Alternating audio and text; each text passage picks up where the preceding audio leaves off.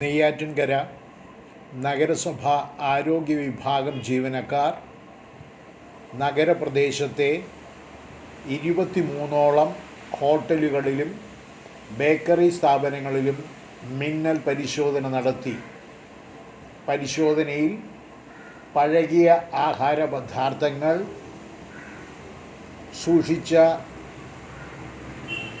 കടകൾ, വൃത്തിഹീനമായ അവസ്ഥയിൽ പ്രവർത്തിക്കുന്ന ഹോട്ടലുകൾ, ബേക്കറി സ്ഥാപനങ്ങൾ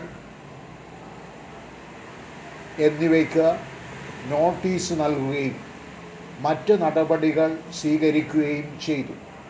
health inspector Anil, junior health ഇൻസ്പെക്ടർമാരായ സുമ, മഞ്ജു,